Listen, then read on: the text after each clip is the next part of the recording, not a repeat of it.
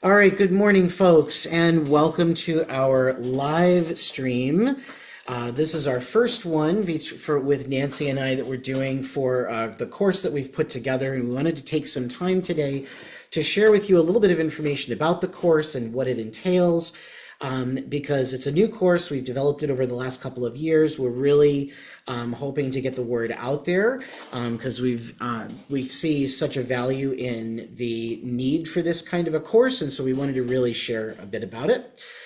So as part of this live stream today, we are going to welcome you. We're going to do a little bit of time to explore the curriculum. We're going to share some of the things that we do within the course that we think you might kind of like to see what we're going to be doing as we go forward. We've got a few people that will be joining in through this session, and we'll acknowledge the folks as they come in. But this will also be posted live to our YouTube channels and our Facebook channels and our LinkedIn channels as well later on today or tomorrow, so people will be able to see it there. So if you missed this live, we're sorry we missed you, but we're really excited that you'll be able to see it later on. So the thing we want to do is talk a little bit about what Psychosocial Connections is and what the course is actually about. And so I want to just tell you the story about how it kind of came about. So Nancy and I were talking at one of the various things that we go to together in various times about like how a lot of our students had been really expressing a lot of questions about how to work with their older adult residents that have mental illnesses, because, and I know I had mentioned that as part of our conversation, and she works specifically in that field, and so we started like connecting with each other, and we really, we noticed that there was this influx of new types of people coming into nursing homes and assisted living communities that have certain illnesses that we were really not trained to work with, because a lot of activities professionals, our biggest focus is like dementia. You'll hear that almost everywhere all the time, but there's not a lot of discussion about non-dementia related brain illnesses or brain conditions rather that is out there. And so we created this course to sort of bridge that divide a bit, so that there was discussion of mental health in a context that was specific to activities professionals and recreation folks, and artists and musicians and people that really bring this kind of work into the field, but may not be really familiar with the diagnoses, or people that are maybe familiar with the diagnoses but have never really used these approaches with individuals in life enrichment. And so that's really what this course has sort of become. And so today we're going to kind of walk you through what to expect with it. And we're excited to share with you some of the results we've had, because it's been a really cool journey, I gotta say. So let me unshare for a minute, and we're going to come down to earth amongst you all. And what I want to do here is I'm going to turn this over to Nancy so she can tell you a little bit about herself and her journey in the mental health world, and then I'll kind of share some of my own experiences as well. So just to let you get to know us in case you haven't met us before. So Nancy, take it away. Yeah, thanks. So yes, my background's in aging, and I worked the first part of my career in senior living and all levels of care. And then I had an opportunity to work at the senior behavioral health program here in suburban Philadelphia. And that's where mental health became like this whole other arena to explore. And it has been fascinating. And so I work in inpatient mental health, acute mental health services, and often with individuals living with substance use disorders, adults. And it has been a very meaningful experience. And one of the neuropsychiatrists I worked with initially, he was saying that in his practices in this nursing home assisted living in our area, he found the staff to often be naive, not understanding mental illness and its complexities, and then have a supportive person. And so that kind of just added to my curiosity about mental health. And pursuing additional education and information, and really just having on the spot, real life training in an acute mental health setting. And it's been a wonderful experience. And to Tim's point that we have had a lot of training as activity professionals, life enrichment professionals. However, it's often been superficial. And what we wanted to do with this is to take it to another level, which we have very specifically in the way we've designed the course, and coming in from an expressive and essential approach environment. And my last comment is also experiencing significant mental health issues with family members. We've been struggling with depression and dissociative disorder and borderline personality disorder. When you're up close and personal and going through that journey with the individual being diagnosed, and then seeing them move through the progression and how they are managing that mental health versus it managing that. So I have had a close family experience as well. So there's my story. So I'll pitch it back to Tim. Thank you, Nancy. And yeah, and I really loved what you said about like the need for training, because a lot of what our initial training, because we're often learning a lot all at once, and the field of aging is vast. I mean, it's huge. There's so many things to learn in this field. And so a focused, and this was, and to your point, like one of the reasons this course we think is so important is because it really does deep dive into those areas and give us a little bit that we haven't really gotten before. So let me tell you a little bit about my journey through the mental health experience. So I graduated in 2006 with a bachelor's degree in music. And I wanted to work specifically with older adults. That was part of my passion. My original plan was to go into music therapy. My journey didn't go that direction, but it went in a place that was actually kind of cooler. But I got into the field because, and I really liked the idea of what music did for the brain and how it seemed to unlock people. I remember when my mother and I used to go to nursing homes together, and she would bring her guitar, and she specifically said to the activities folks, I only want to work with the people who are in their rooms and in their beds and can't interact, like they're the nonverbal people. Those are the folks that we focused on. And I watched these people come alive in those experiences. So that was kind of like my lead into like this like music thing actually does this healing thing, which is really awesome. And so, and that was really what got me into it. And then parallel to that, my uncle was struggling with living with bipolar disorder. And because he was diagnosed at a time where the treatments, we'll say, were not as effective for him as now things are different. Things have been, we've had some advances in the field, but at that time he was really struggling with it. And I saw how actually when he would listen to music, how it would actually calm him and actually have an impact. And so that was another reason I really started to think like, we need to focus on this a little bit. Like there's something here. And that was where kind of, when I started working in adult care, and working with older adults, and we worked with dementia, and I got really trained in dementia, but I noticed some of the residents coming in that had these disorders, like we had somebody, schizoaffective disorder, that came in who would hear voices, and those voices were never saying anything nice, and how we had to adapt accordingly because you couldn't do the same thing you did with dementia. And so that's really where like my thought process of like, wow, we really need more understanding of this. So I got further certifications as mental health first aid, and I took a couple of courses in college on mental health, and specifically like the diagnoses. It was kind of interesting to walk through the entire DSM. That was kind of cool, and learn about them. And that's where sort of a lot of the information in this course comes from, and also from our own experiences. And so that's a little bit of my journey in the mental health side of things. When you get to know us in the actual course material, you get to hear a lot more about who we are. But for this snippet that we have today, because I want to acknowledge our time, that's kind of the mental health side of things.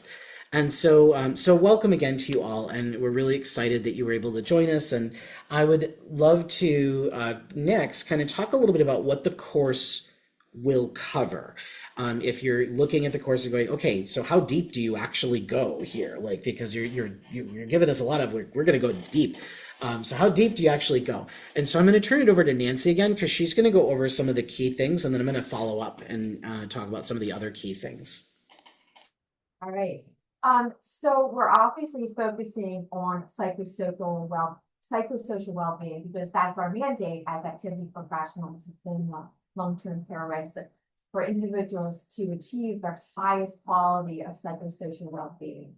And so that's kind of like our baseline. So what does that mean for individuals who are living with unique brain conditions and their lived experience, which can look very different from the quote unquote the rest of the world.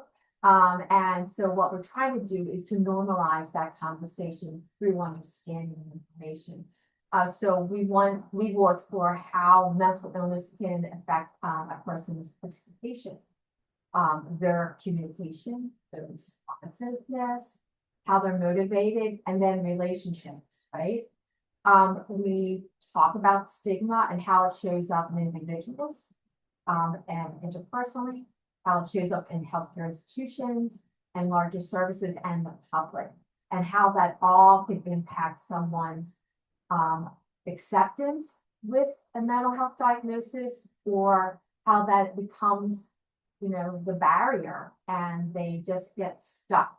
And we may receive a senior coming into our community who is kind of stuck, and we may have an opportunity to help and partner with them as they negotiate and navigate a little bit more.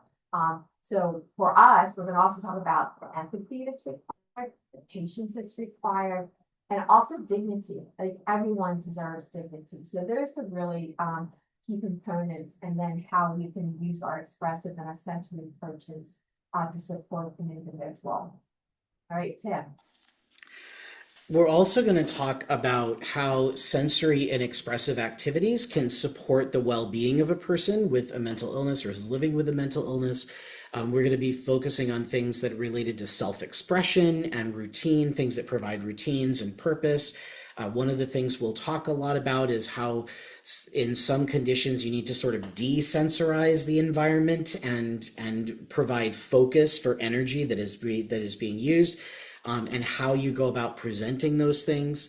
We're going to give you some practical approaches, and we've got a couple of teasers we're going to show you today of some of the things we're going to be doing in the class to create this emotional safe space for residents and their families and the clients that we serve and the team members, and however the people you serve are referred to in your setting. We'll also be talking a little bit about what our role is and how it can change periodically. Sometimes we need to listen and we don't need to provide a program, we just have to provide an ear. Sometimes we need to encourage participation. Sometimes we need to encourage self-help and self-seeking supports. And then there are also times where we need to sort of relinquish that this is not part of our role, and we need to redirect the person to somebody who this is their role through the clinical lens, like a psychiatrist, a psychologist, a social worker, and so forth. And so we do talk about the line and like where our line ends and where somebody else's begins, and how we navigate around that, but still letting the resident feel like they're still being supported by us and not just being like ping-ponged off to another person, because that happens so often in mental health, where people will just get kind of bounced around because there are so many professionals, even they're a little afraid to touch the mental health part of it. And so this course is also designed to help you understand where that line is, and how you can still be supportive to somebody even when they do need services from someone else. All right, so I'll pass this back over to Nancy. She's going to talk a little bit about why this really matters. We've sort of talked about this already, but I think it's nice to bring it and kind of tie it all together. So why does this matter? So all of us want to be seen individually and understood. We want to be seen, heard, and validated. And as activity professionals, we're in a very unique position to notice like small changes that can be really significant changes because of our intimate interactions with individuals in their room, in the hallway, in a social, in a group dynamic, throughout different parts of the building, on an outing or sitting on the patio, and how people are responsive, right? Sitting on the patio and heat, we're going through a massive heat issue right now, and medications impact the person's body response and the effectiveness of medication, psychiatric medication. So these are just some of those things. And we are in unique positions because of these up close and personal, and the length of time that we spend with residents in a group, 30 minutes, 60 minutes, versus other team members may see somebody for maybe 10 minutes, but we see much more. So we're in a very unique position so that we can also report and share these findings and concerns. If you notice someone is slower to respond, seeming a little bit more anxious, stressful, fearful, is there something else that's going on and shifting? Is there a grief bubbling back up associated with the depression, or increasing voices because of stress? So these are the things, that's why these conversations matter, for us to have information and to share, as Tim had said, with other colleagues, so that we can all work together as a community, a human community, and each other well. So the next thing we're going to talk about, we're moving a little quick because I know I'm keeping an eye on our time here, and I want to be honest, respectful of that. But we're next going to talk a little bit about the focus, the two areas of focus that we're going to have in the class. And there's basically two types. We're going to be focusing, one, on the impact of diagnosis on engagement and what that's going to look like. And Nancy's going to show you a little exercise we do to show you about how stigma impacts a person, because it's not always, mental health is kind of unique in that it's not just the disease itself, it's people's perception of the disease that can impact a person's participation, both from the resident and also from the people around them. And so that's the first focus. And the second focus is how we go about using sensory and expressive approaches to sort of calm the aspects of the disease that might be getting in the way.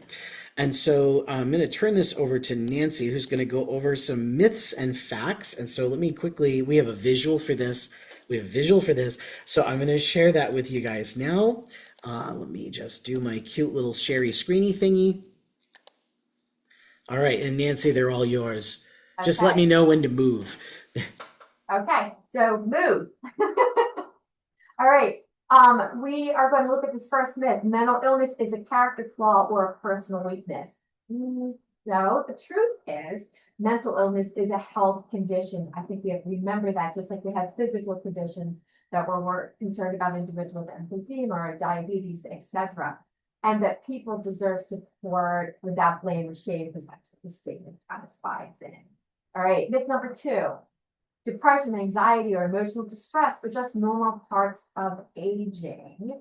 Well, in truth, life changes can bring grief and stress to individuals, and ongoing mental health symptoms should be recognized and supported. So maybe someone has transitioned and moved into the building and has like a delayed reaction to 6 months later, and a depression sets in from that transitional adjustment. So just having support. This is all about understanding and supporting the human experience.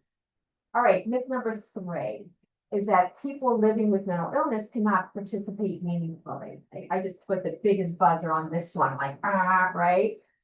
Because the truth is that people can participate, when they feel respected, when there's flexibility and encouragement, adaptations.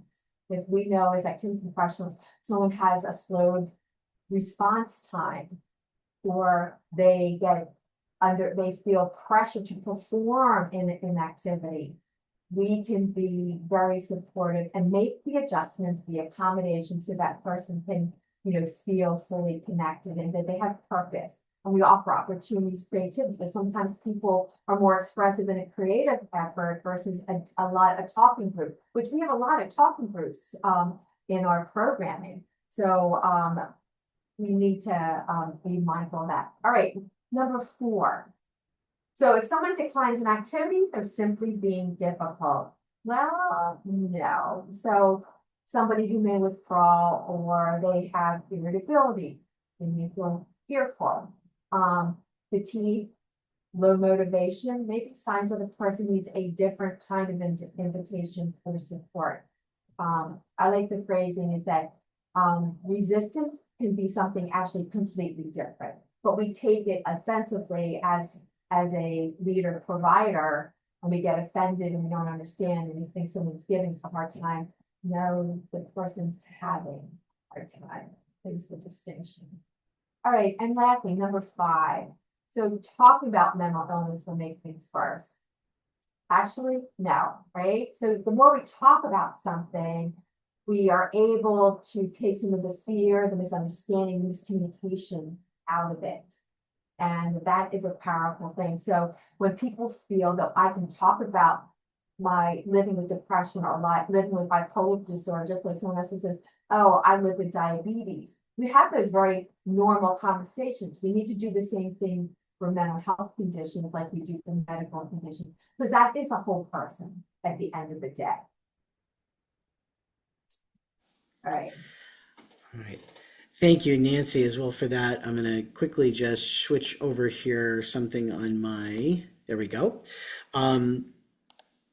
So Nancy talked a little bit about the myths and how this course is going to help really to disconnect us from those myths and help really provide some dignity and good support for residents with these conditions and living with these symptoms. And so the area that we're also going to focus on, that second area, is that expressive and sensory approaches, because there has been a lot of research around how opportunities for expression can actually help to help people with certain conditions to express themselves better. It can also help them to work through situations that that they're encountering. There's been actually a lot of discussion around trauma and writing. There's been a lot of reviews on how music can impact somebody with bipolar disorder and depression, and how sometimes, people who have a personality disorder, how actually drama and theater activities can actually be really helpful for them, because it allows them to be able to explore emotions and feelings in a very different way than, in a traditional learning kind of context. And so we're looking at, different activities that are going to help the residents express themselves, but then we're also looking at how people take in information, and how and that's where the sensory piece of this comes in. And Nancy's amazing at this, by the way, really looking at how we can support the resident by adjusting their environment or presenting specific tailored sensory approaches to help them navigate their feelings and emotions in that way. Because some people are not outwardly expressive, but they still take information in, and that can still be very powerful and meaningful for them. And so this is where we lead to some of the cool things we're going to be doing in the sessions together.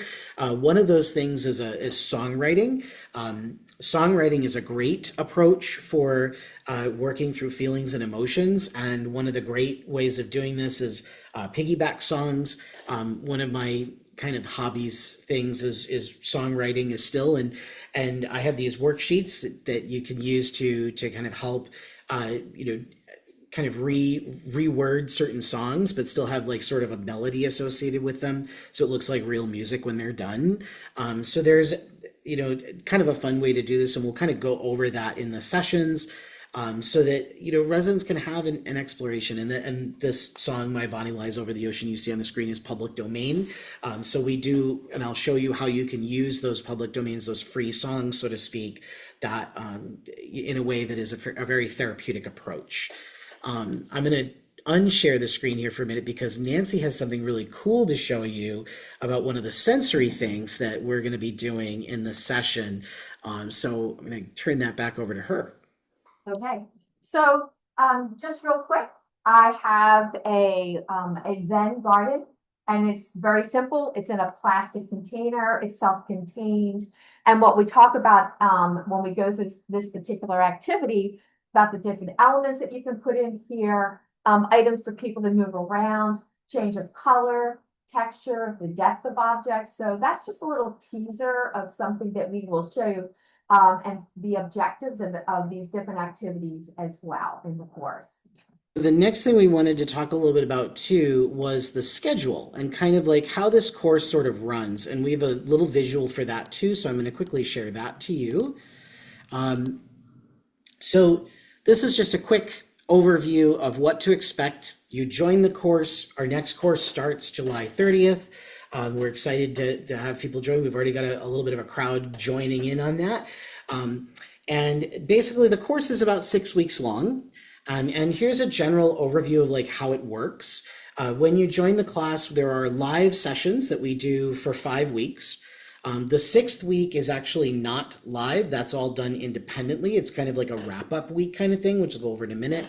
But to start off, like we've got, our first week is a 1-hour orientation to help you kind of get used to the way everything works. And we also do a little bit of content that day. And then we give you some independent study, which is like kind of on the mental disorders as a whole. And then after that time, we start really diving into very specific conditions from that set. So in the beginning, you're going to learn about 10 different types of disorders, and then we're going to still distill that down to about 6 that are like really we see are kind of common in long-term care environments. So we do a very deep dive and deep focus on stigma and communication, and then you will do some independent study on bipolar and depression, which we are then going to tie into the next live session. And this is important because the pre-work that we give you the week before is actually what springboards you into the next session. So you'll be looking at some very specific scenarios of people with these conditions in a specific healthcare setting. And part of what we do in the live session is talk about how we actually put together programming for individuals with these conditions and really specifically target those specific conditions.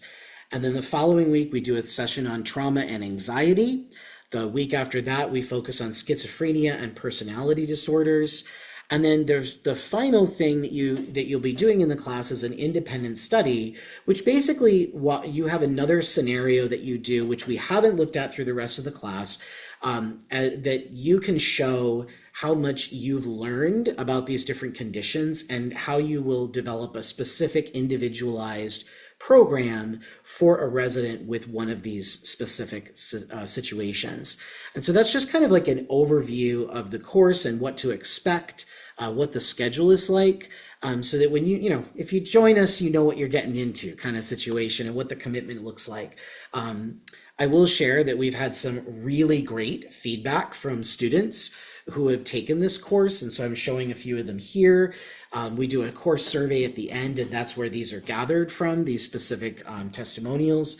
But one of the things that, one student really talked a lot about how important understanding empathy and early support is, and learning how to recognize signs and offer support there.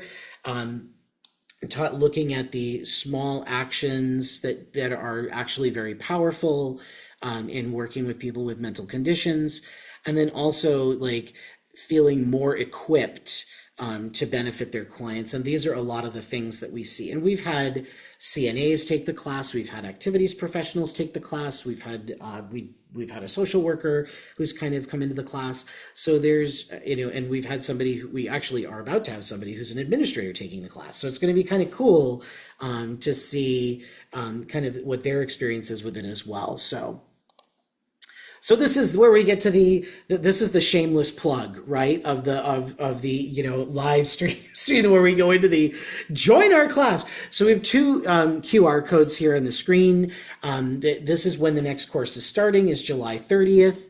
The class was going to meet from Thursdays or every Thursday from 7 to 9 p.m. Eastern time. You can use this little QR code, although I am going to put the direct link in the description box below the session. And you can click on this or rather scan it with your phone and join that way. Or if you are thinking, that's a little too soon. That's a little too soon.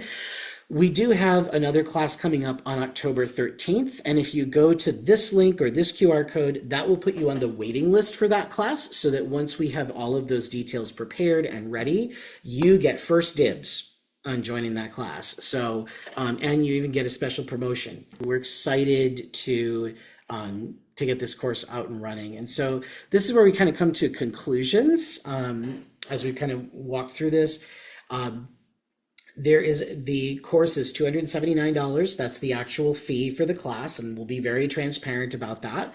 And that's because you're getting 12 hours of focused training on this very specific topic. So there's a lot that goes into this. And it is, for those of you who are wondering, it is pre-approved by NCAP for those 12 CEs. So if you're looking for CEs, this is a good course to get them. So those are my kind of closing thoughts and words of wisdom. I'm going to pass it to Nancy in case, Nancy, you have anything you want to add? I think the last thing is just in closing is that, the goal is not to turn us into clinicians. People say, I'm not a clinician. Okay. We're not, but we're trying to equip and empower and apply information so that you feel strengthened to walk the journey. We call that supporting the journey of someone having this lived long journey experience living with mental illness, so that you feel more prepared, that you are providing more person-centric services for individuals, and that the person, that they feel that their life is being enriched. And the last piece is that, again, like Tim said, we were very specific by using very the sensory approach, in taking the processing information, and the expressive approaches. So we've moved beyond some traditional strategies you hear about, taking deep breaths or counting to 5 or naming 5 things. We have been very intentional with doing deep research for specific conditions, for color, for sound, for texture, for movement. And so that's what this course makes it very unique. And it's been a joy to create, and we invite you to explore that possibility. All right, so I'm noticing that we are a little over time, but I want to thank everyone for joining us on today's session. Please feel free, if you have questions, drop them in the comment section below. If in whatever stream you happen to be watching this in at this particular moment, and also feel free to reach out to us. We will put our information in the box below as well, so you can get a hold of us. But we would love to hear from you if you have any comments, any questions. And we thank you very much for being present today. Have a great one.